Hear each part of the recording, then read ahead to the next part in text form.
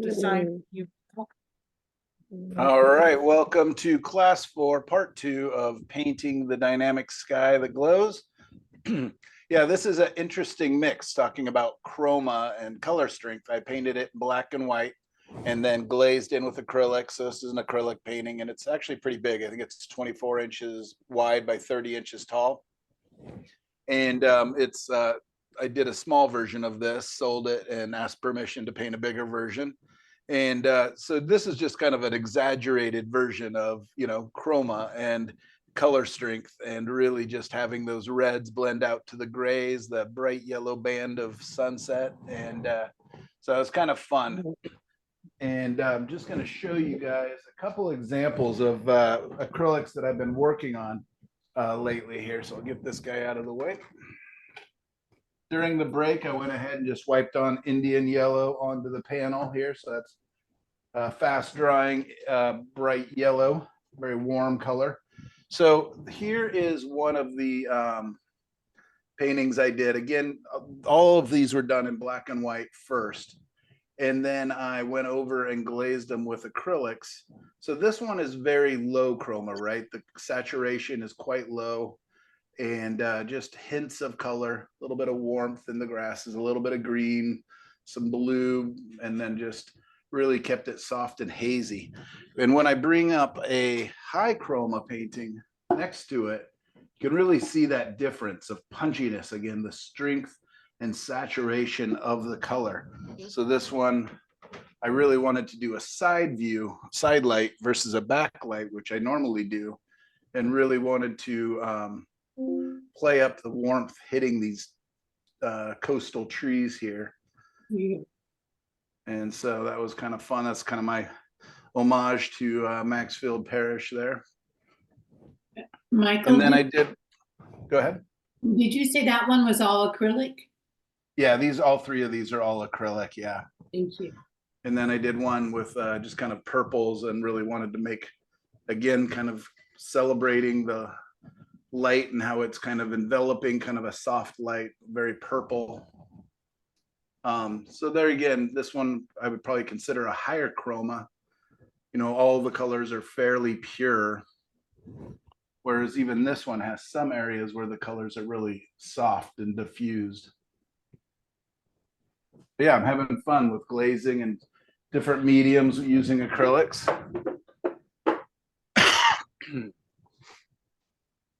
All right, so for the oil painters, I thought about teaching today's class using acrylics again, but I'm really better known as an oil painter and experimenting with these acrylics.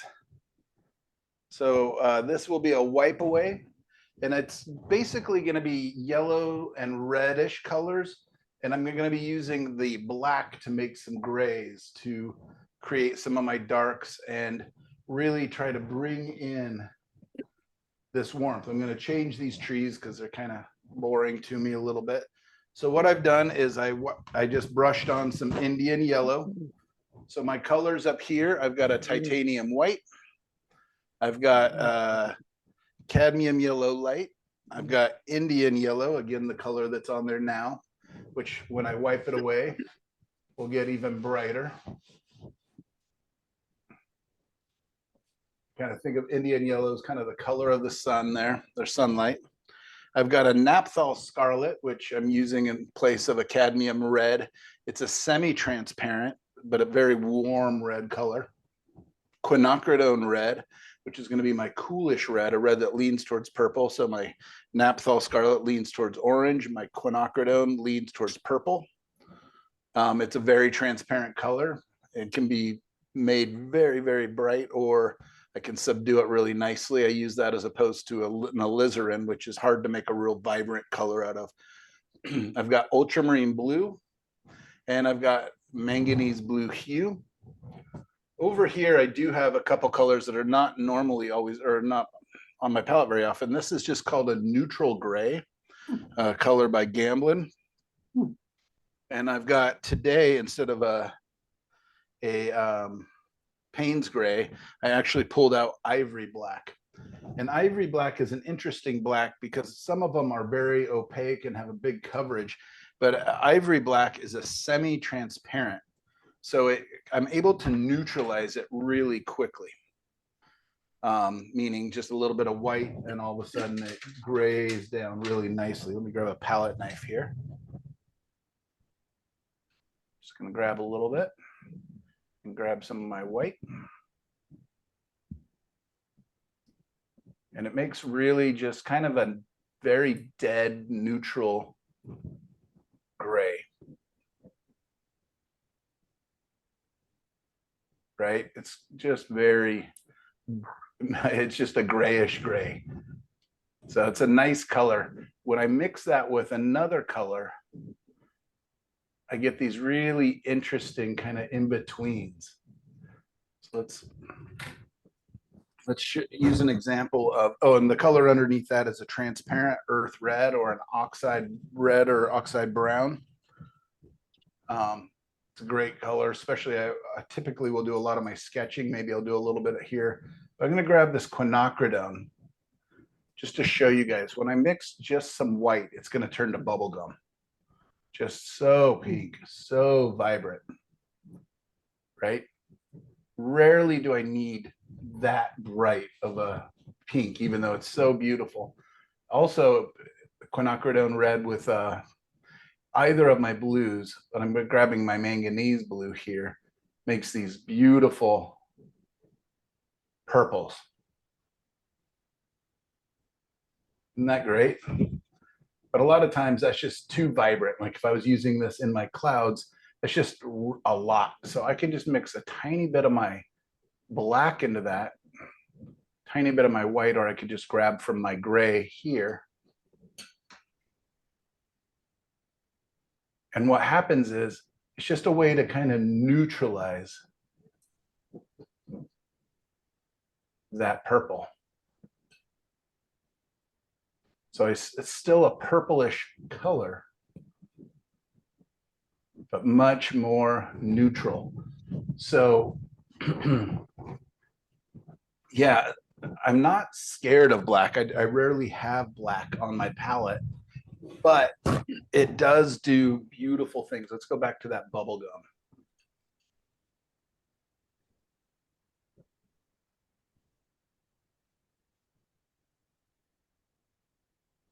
Right? Super high, super dramatic, but we're gonna mix some gray with that. And what were the base colors for the bubblegum? White and what color? Quinacridone red. Thank you. But all of a sudden that bubble gum here, I'll mix it again real quick so you can see it side by side.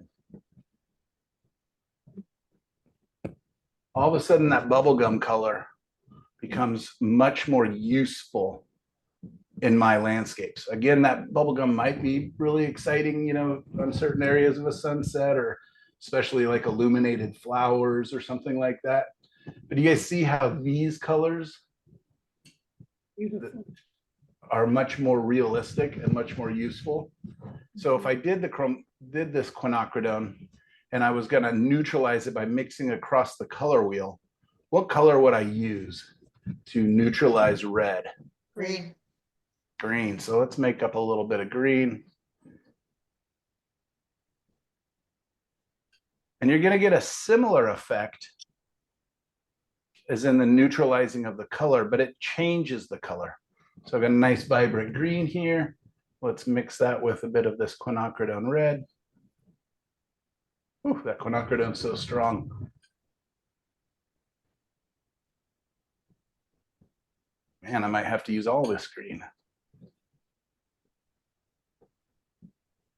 See how it neutralizes that red, but it goes to brown. Add a little white to it to lighten it up to get closer to that value. And it's a very different color. So still beautiful, but I want you guys, a lot of, you know, beginner painters, you know, their instinct is to add black or white or gray to neutralize a color, but you can neutralize it by mixing across the color wheel. You can also desaturate it or lower its chroma by mixing a gray. So I just want you guys to know these different tools, these different ways of doing it, and they do create different colors.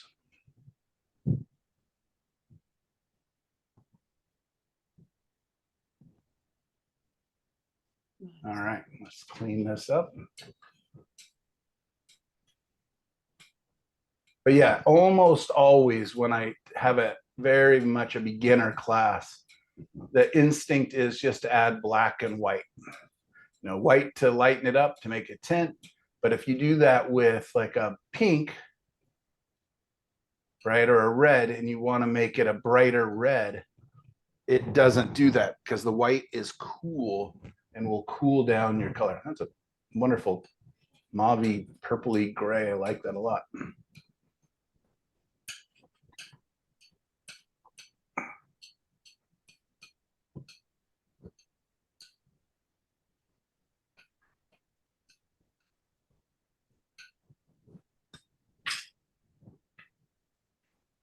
All right, just clear my mixing area here. And for those of you who are new and maybe haven't seen me do a wipe away technique, what I've done is I've added the yellow, very warm. And what I'm going to be doing is just kind of covering this with some darker colors. And then I'm going to wipe back away and get some, create my shapes and my values, hopefully very quickly by just, let's go ahead and use our black. So I'm going to mix that with the red here. It's always kind of a fun experiment to see what colors, what happens with each color. All right, I've got my horizon line roughly right about there. And I'm just going to scrub in.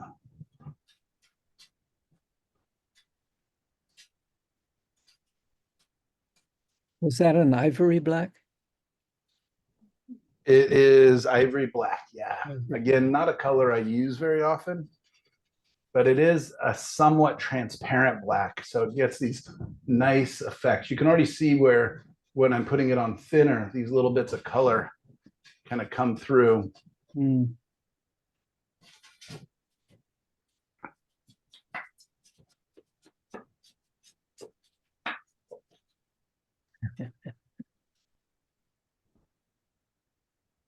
Isn't that beautiful though, these little transparent areas, even though I'm not going to use them?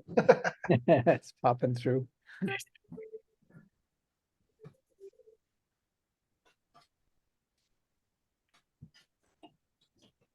This is I just love painting this way with the wipe away, just kind of just really looking into the big shapes. And you know, I knew I wanted to change these trees. I'm gonna make them a little more unified over here.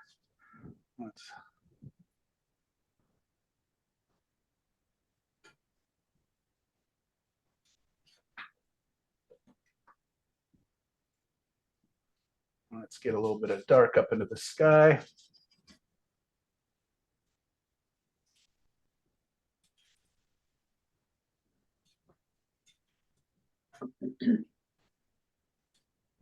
All right, wow, look at that angry tonalist painting. Somebody was not happy. All right, now I just grab a paper towel, and what I'm going to do is I'm just going to come back in and create almost the reverse, the negative shapes here. So just kind of looking for some big shapes. Isn't that beautiful already? Just a little subtle transition. Mm. This is kind of like, I almost think of this as painting in reverse.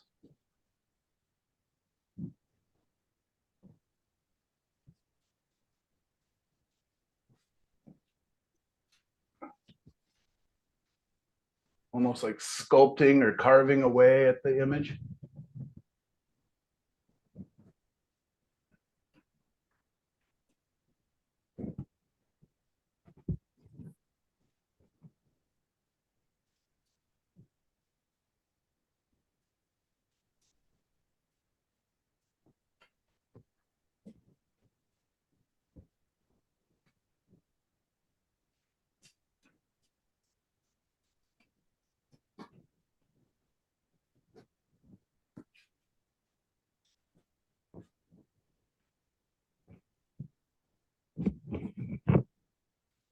So my main color, my main hue is kind of the yellows and dirty browns, right? So it's going to be kind of considered almost a monochromatic painting because it's all going to be infused with that feeling. I'm going to grab a big brush and just kind of blast this real quickly here.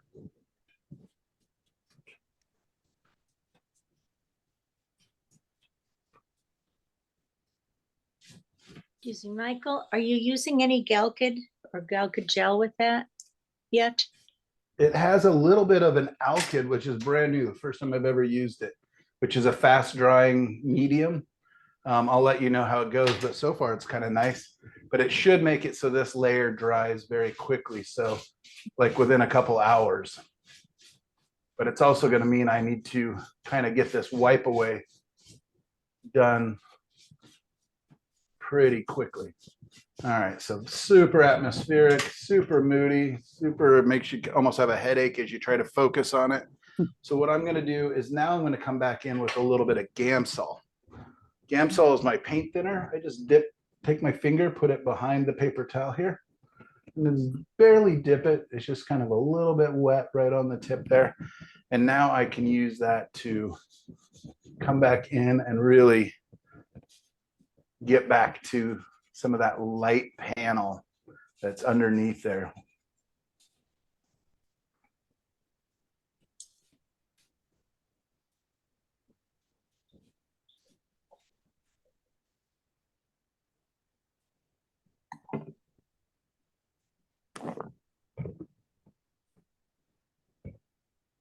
All right, grab a clean paper towel here. That one got messy really quick. So it's just kind of sitting on there a little bit. I didn't really rub it in or wipe away. And that little bit of Gamsol that's on there, I haven't added any more, makes it really easy to just kind of lift away.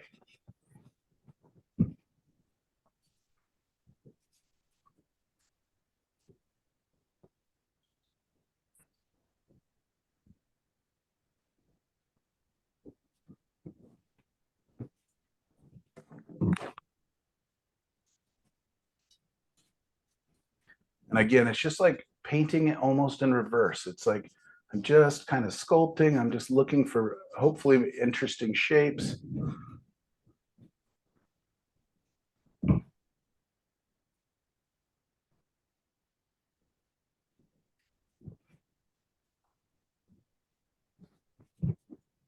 This is a little kind of a park, I guess, not far from my house. I've talked about it a number of times in other classes. The beavers had dammed up this little creek, and now it's this big marsh, flat water area that's just beautiful place to just go walk the dog or go paint. Another spot that's really close to my house that I can get to quickly and easily if I just wake up and just look outside. Ooh, it's going to be a beautiful sunrise. I can just pop over there. Inversely, if it's going to be a nice sunset. So it's nice to kind of have these spots kind of pre-scouted that you can just get to easily. It's not a whole day commitment. I can just pop over there for an hour, do some painting, maybe 2 hours, and get back home in time to eat dinner. So what I also like is like my reflection here kind of knock too much away, so I can just bring back in some paint.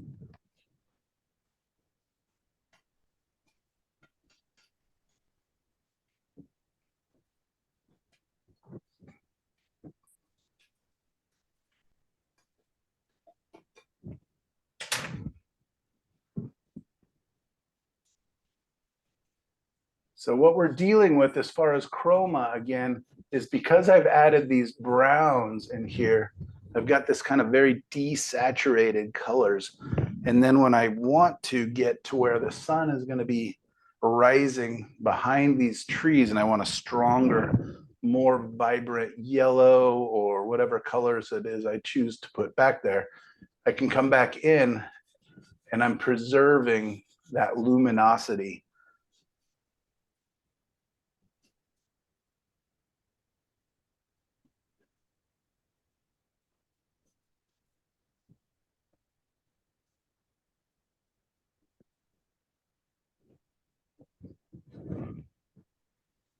All right.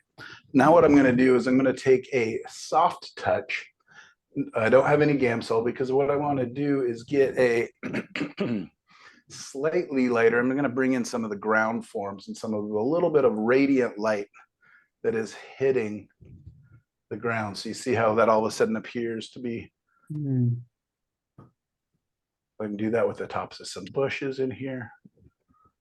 Bring in my ground is a little lower here.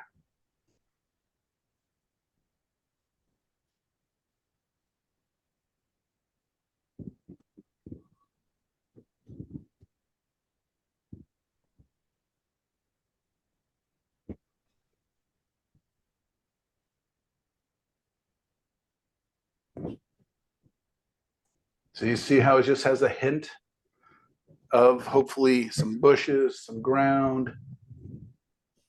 And this is just a fun, quick way for me to get into a painting. Imagine if I was just trying to draw all this in.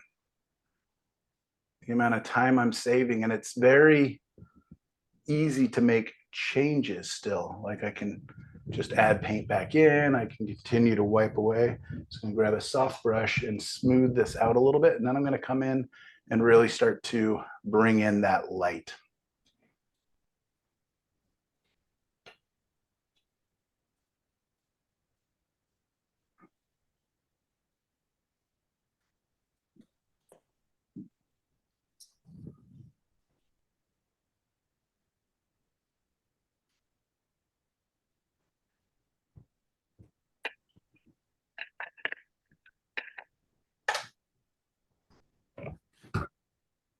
All right, I've also got one more handy dandy tool here, which is my jar of Q-tips.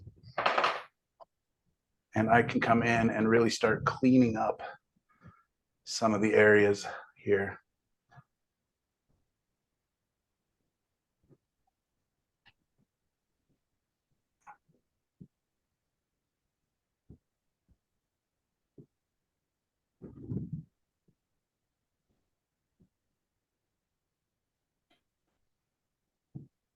Just kind of looking and thinking of where is the light coming through, what's it hitting.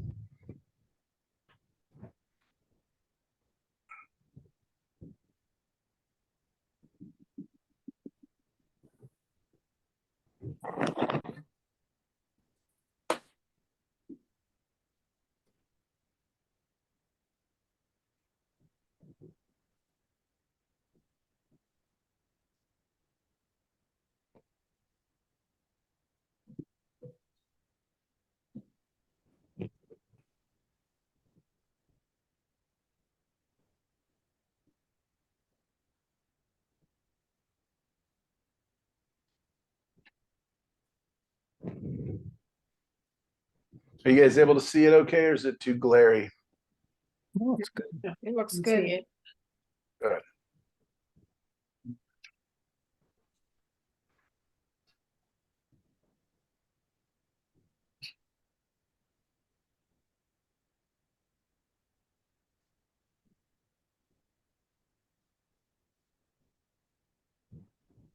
Now I'm just kind of thinking about where the light is, and I know it's going to be setting kind of behind here, so I want to play that up a little bit possibly.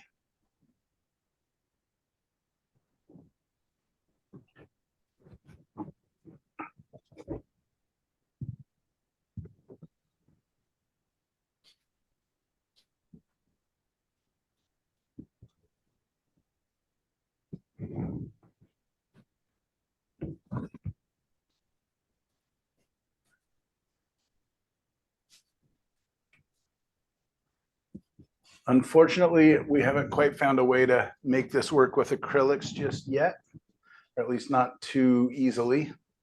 We're going to keep working on it. I've got some ideas that I'll experiment with here and report back to you. But for oils, and it also works much better on a wood panel than it does on canvas. Canvas, you have all those little divots and creases where the paint really gets stuck in there, and you can get some weird effects. Also, canvas seems a little thirstier than a panel, where the paint just kind of sits on top a little bit longer. So this is something I've been experimenting with and playing with for a number of years. And again, I just really enjoy the process of just slowly tweaking and twisting and adding and subtracting and just kind of discovering what's happening. So you see how hopefully it's beginning to look like there's the light behind here.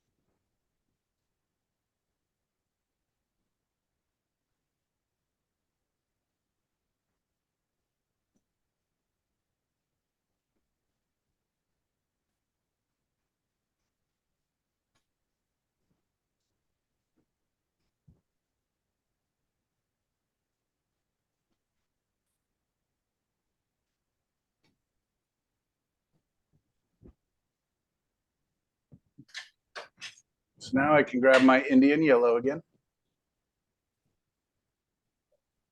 Actually, I'm going to clear this out just a touch more so that there's more room for this warm backlit color to play. So I'm actually chopping down some of those tree trunks because I can bring them back in.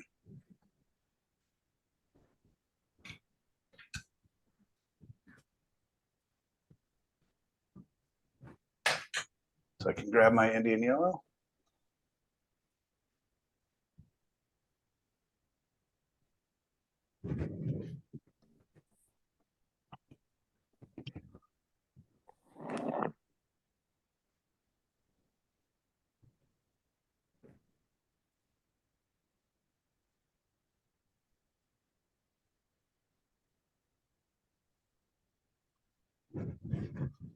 See how quickly my brush gets dirty there. All of a sudden I'm putting dark branches where I want bright sunlight. So just wipe that back off with my finger. Paper towel.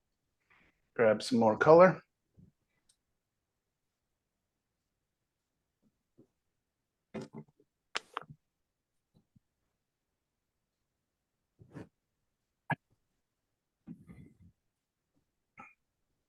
Now I'm going to go grab just a touch of red.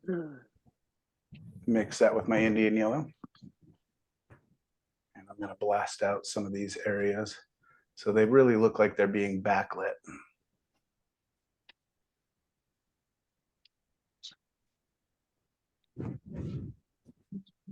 You see how just warming those up that little bit?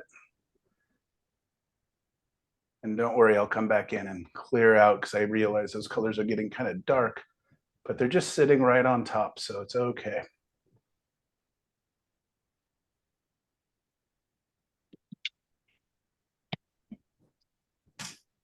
So again, I'm just going to take my, man, I'm burning through the paper towels very quickly here.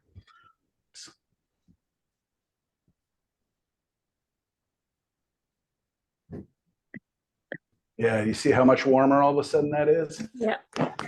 Just kind of putting it back in, wiping it back away one more time.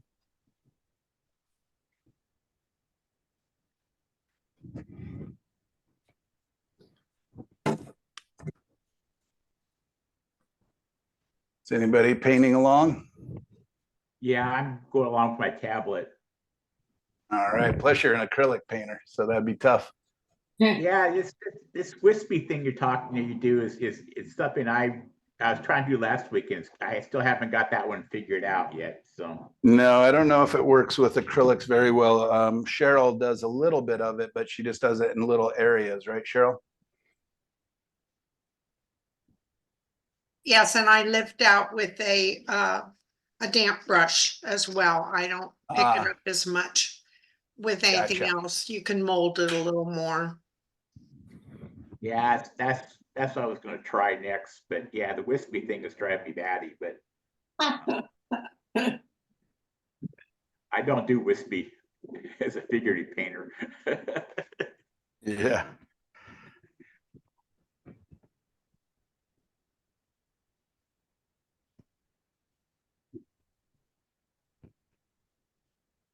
Anyways, we don't need to go too far with this painting because I can come back in and fix it up. But I wanted to show you that just having the higher chroma, the brighter yellows, and going off to the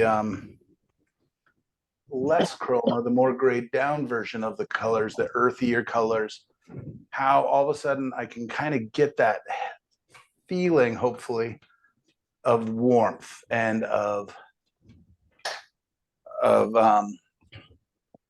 the sun illuminating from behind here.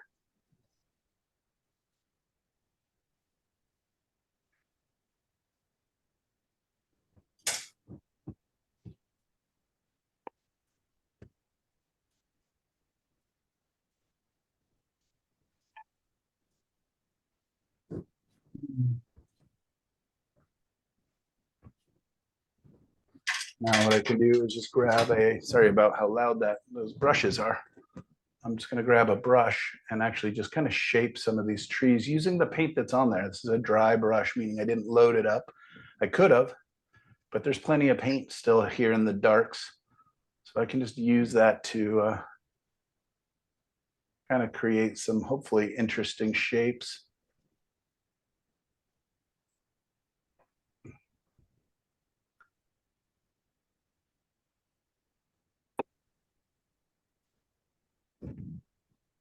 Softening these edges even more, really making it very atmospheric, I hope.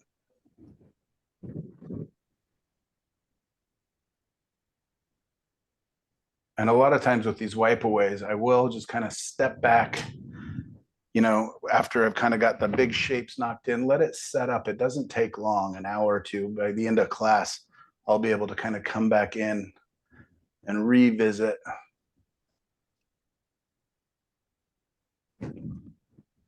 And start adding colors if I want. I could add some cools. I can add some reds. I can add some whatever I feel. I could even bring in some greens and stuff into the ground areas and maybe into the shadows of the trees.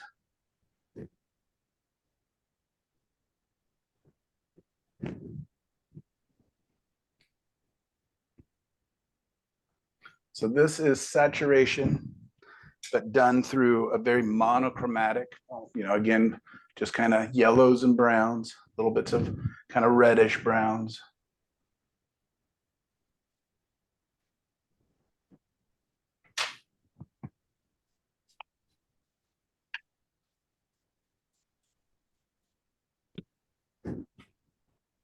And just to show you, I wouldn't do it yet at this stage normally.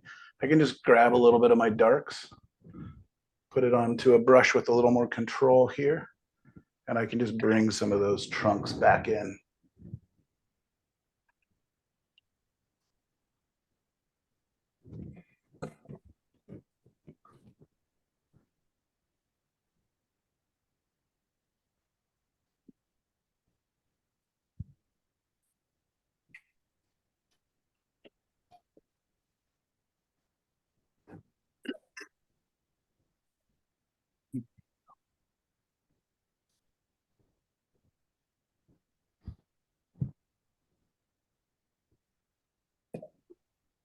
Any questions or comments on this idea here of just creating a very monochromatic, low saturation to a much higher saturation?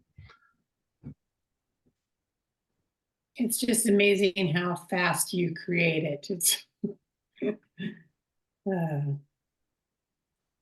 Yeah, it's fun. And that's what I like too, is again, I could just step back and go, oh no, it's horrible. And, wipe it away. And I'm only into it for 15, 20 minutes. And it's not, I haven't wasted a whole day just doing a drawing. Plus it also has kind of a harmony to it. So even if I add a lot of colors, there is this kind of underlying innate harmony to the painting. My underpainting does not have to be these colors either. I could have done this with blues or black and white. I could have done it with red.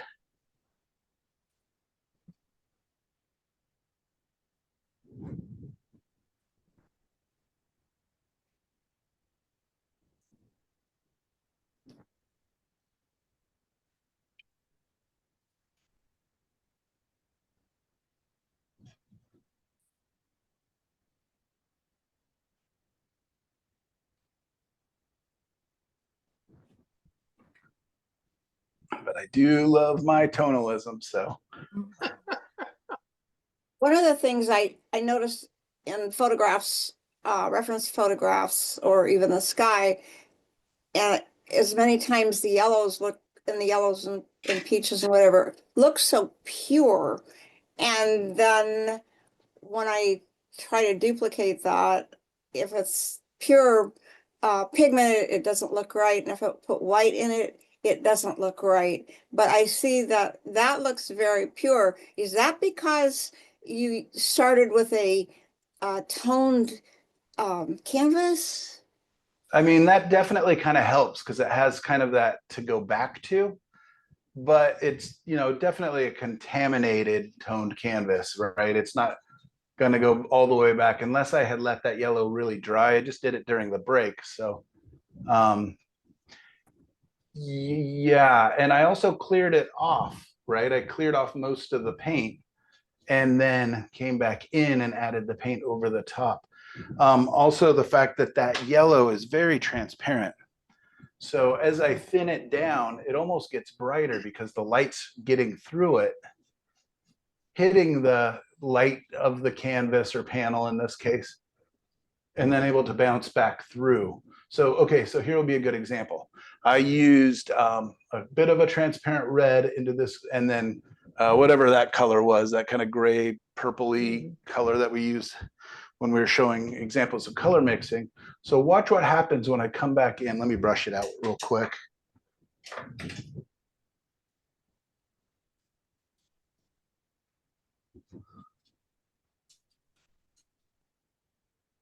Michael, what kind of brush is that you're using right now? A very thick fan brush. But is it what is it, a nylon brush or is it sable? Or No, it's, I mean, I can't even Badger read. hair or something, I think. They Yeah, I think it's Badger. Badger? Oh, poor Badger. Thank you. That's Oh no, the he Monday needed, brush, he needed a right? haircut. Yeah, it's part of that series. Unfortunately, I can't read it. It's posted on our Padlet page. So Oh, I've had yeah, enough sure. questions about it. So it's there under resources. Thank you, Michael. And it's a little spendy, but it's, you know, I was kind of laughing when I bought it because I was actually with the guy who created the brush and he just started throwing it into my shopping cart. But I sure do love it.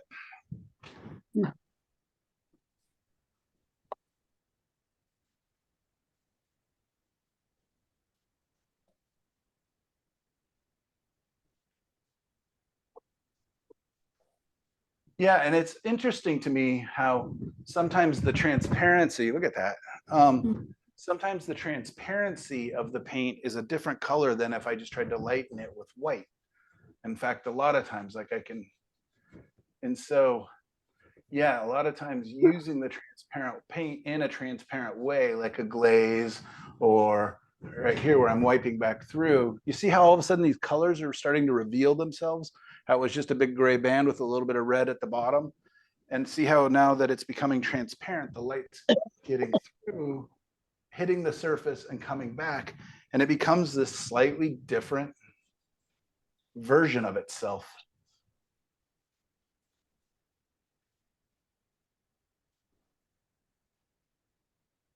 With acrylic, if it's important to you to have that pure color there, you can always paint under it with a little white. Yep. And that way it doesn't contaminate from the other colors. And then Right. you can paint over that. Yeah, so that's what I did here is I actually went back in with white and painted this sun or whatever that is, and then put a little bit of light into the back. And then I revisited it, put a little bit of yellow over it, and then a touch of orange on the periphery to kind of create that kind of glow. Yeah. And then the same thing with these trees that I wanted to be very warm. The sides of the trunks here. I don't know if you can see that or not. Yeah. Mhm. Yeah. So I went back in and made a light side and a dark side, and then went back over it with a semi-transparent red. Good. Yeah, but I didn't do it in the needles. I just added the paint a little more opaquely because I wanted it to be a little bit darker than here. And then here is just super transparent washes because I wanted a very soft edge to that. So So yeah, Michael, again, that's what I, go ahead. when you're trying to do that with oils, then and like can put that, say that orange sun on top, is that best to wait till it's dry and go back in and do that? Because mine just keeps disappearing when I put it on top. Yes. Come So bright. let's pretend I want a sun in here. Here's another thing you can do.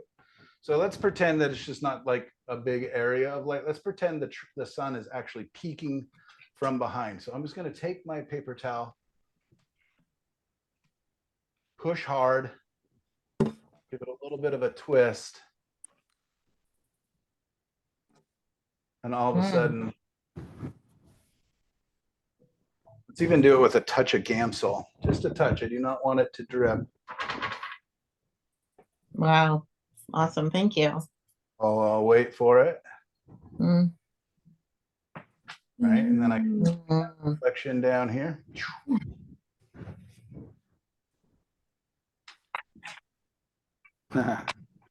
Dirty, dirty paper towel. There's some purple on there. I feel like you have a magic finger under there. It's different than mine.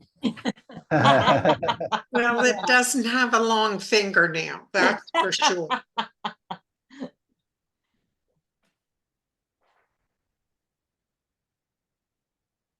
Yeah, isn't that fun? I mean, it's kind of goofy that it's just right between my trees here, but you know, and maybe I'll just soften that so it's not such a strong sun, you know. And maybe I need to bring cheap, not grabbing clean paper towels, so my hands are going to be super messy.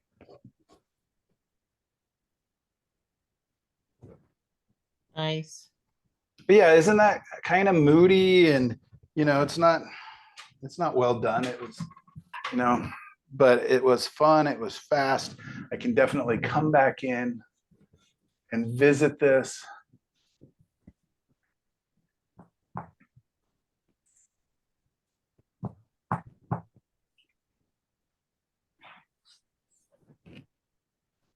Now I almost feel like my yellow band is too strong on the bottom, but maybe it's just here.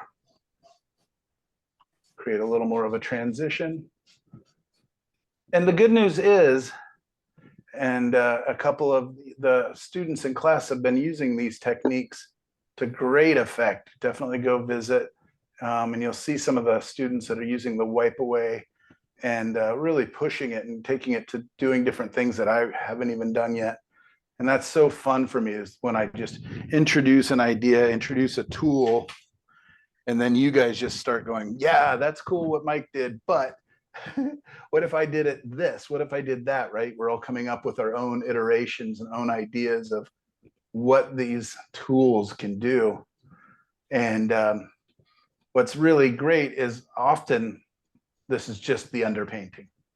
So again, I'm just getting this kind of harmonious underpainting with little areas that kind of glow. But if I wanted to come back in and add greens on top of these bushes and, you know, flowers, I don't know, birds, grasses. Like And your chip brushes too. I don't know if the new people know about those. What's that? Your chip brushes, Oh yeah. our favorite Yeah, I mean, I texture painted tool. a little 45-cent chip brush. I have piles of them. I just ordered a whole bunch more. And they're just, the more beat up, the better. And you can just, yeah, you get these really interesting, I don't know if you guys can see that, but I can pretend to like, here, I'll just clean it. And I'm just gonna make these little light areas that are here in the grasses or in the bushes or whatever those are. Here, I'll make it look hopefully a little bit more organic by just taking a messed up little chip brush and just kind of chopping away in there. Nice. You see how I'm turning the brush and moving it around? I don't want to be making the same mark over and over. Yeah. Also changing the pressure and letting it get dirty so that, you know, within the shadow areas, it gets a little darker. Then I can clean it back off and come back in with the light where I want light areas. That's healing. What? It's healing.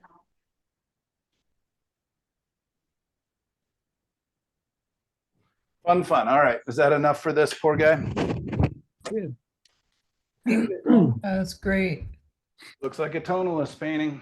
Sure does.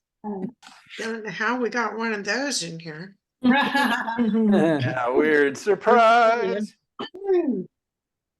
All right, you guys have a painting that you would like for the, or a photo that we looked at that you guys would like? You want to do maybe Gail's sky, or we could do, I think it was Eloise's view out of the bus.